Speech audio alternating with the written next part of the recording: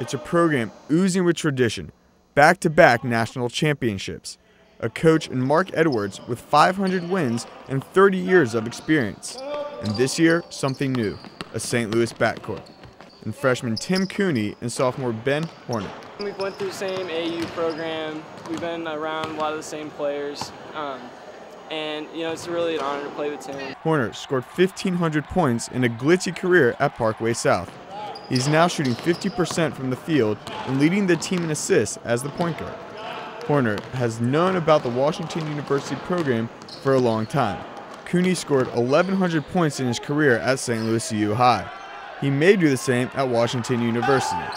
He's now averaging 8 points and shooting 50% from the field and 40% from beyond the arc as the shooting guard. These St. Louis natives had scholarships to other schools, but wanted to stay in St. Louis because they wanted to be here and wanted to play for Washington University. Probably junior year. I've been going to games here Sundays during the day. They're free. I just come down here and check it out. That's kind of how I got interested in the program, was just coming to games and watching them win national championships. There's just kind of something special about the guys in this program. Reporting for Channel 5, I'm Mark Kaplan.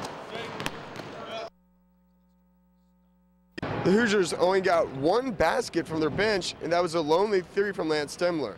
Everyone besides DJ White and Eric Gordon combined to shoot 5 for 27.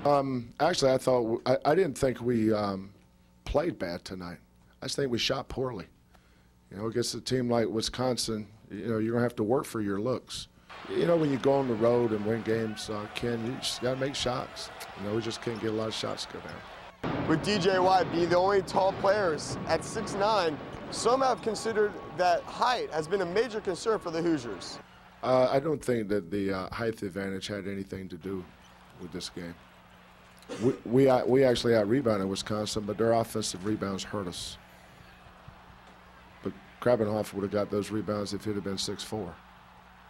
Hurt us on Saturday against Connecticut. But I didn't think it was a factor tonight. I don't think there's such thing as playing basketball as the opponent's too big. They just outfought us and they won the game. At the end of the day, it's basically what happened. The Hoosiers will need production not only out of their stars, but their bench and role players as well as they continue through a tough Big Ten schedule. Reporting from the Kohl Center, I'm Mark Kaplan, Hoosier Sports Tonight. Time now for the Pit, an opportunity for Mark and I to bounce around some topics. And let's start off, first of all, with Stanford quarterback Andrew Luck. He decides to come back and play football for another season at Stanford, yet his head coach decides to leave for the NFL. Is he making the right decision? Should he go ahead and jump to the NFL? Well, it's a tough decision, and it goes both ways. You have to respect what he does on a personal matter. He wants to go back, get his degree.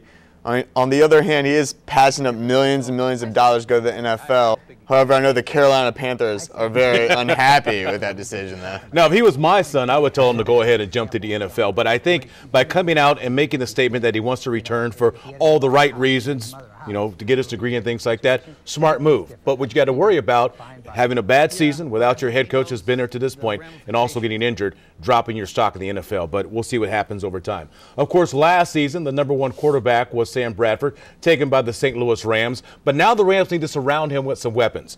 A guy that could be out there is Plaxico Burress, coming out of prison after shooting himself in the leg. Do you go ahead and take that risk? No, it's Plaxico Burress. First of all, he's rusty. He's coming out of prison, so you don't know how good he's going to be.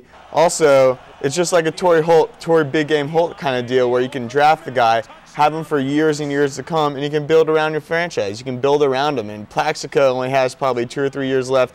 Anyways, he's still, 33, 34 years old. So this way you get a fresh guy in there, a guy can be there, and that way him and Sam Bradford can gel together.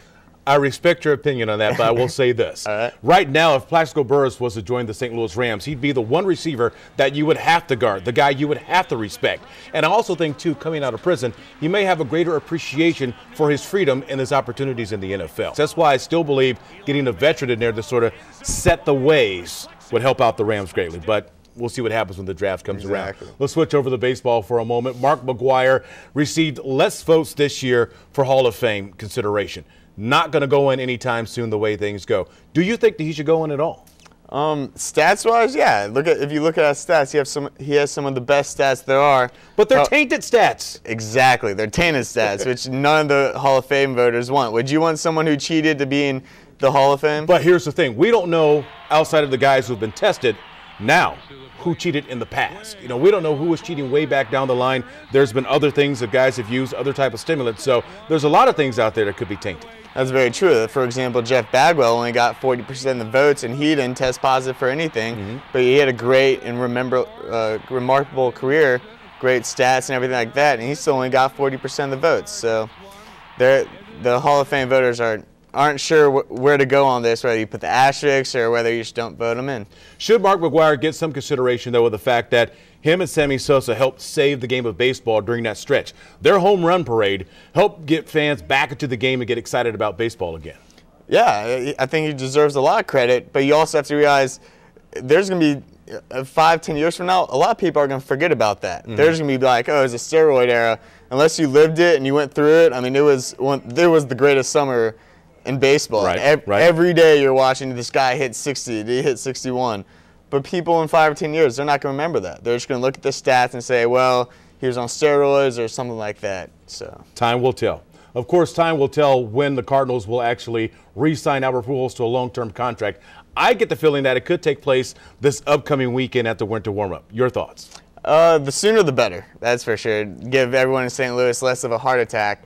But, you know, it's just one of those things that they have to get before spring training starts, because Albert has said many of times he wants to do it before the season, and it's just one of those things. You have to do it. You have to keep this guy here. You don't want to see him in any other uniform coming back and hurting you in any other way. We saw Cliff Lee return to the Philadelphia Phillies for less money than he would have gotten from the New York Yankees. Do you think Albert Pujols would take less money to stay in St. Louis, or does he need to set the bar for all the players coming up behind him? I think he definitely is going to take lesser money, which means he's going to take about 24 to 26 million. I'll take it. Exactly, which is kind of hard to say that's less money. But, you know, when that's less money compared to get 30 to 32 going somewhere else, yeah, he probably takes a couple $1 million less a year and stays here in St. Louis. Why should he leave? He has no reason to leave. He loves it here. He's been here, and everybody else loves him here. And you know what? With him on the team, it keeps people in the seats, which keeps the revenue dollars coming in. We'll finish up with this one. Marshall Faulk, now in line for the NFL Hall of Fame, could go in on the first ballot. I think he's a lock. I think for sure he's going in, because he's the type of ball player that helped change the game of football, that running back out of the backfield that could take the handoff, that could take the pass, just a remarkable athlete. You said it. I mean, he changed the way the running backs did it. Now you have a passing running back, a receiving running back who catches balls and runs, and he was the first one to do that, the one to set the standard. He has great stats, over 30 receiving touchdowns. I mean, there's no reason why he shouldn't be in the Hall of Fame. And that time with the greatest show on turf is certainly something that goes down in history. Of course. No one will ever forget that. Thanks a lot, Mark. Thank you. That's The Pit. More Sports Plus in just a moment.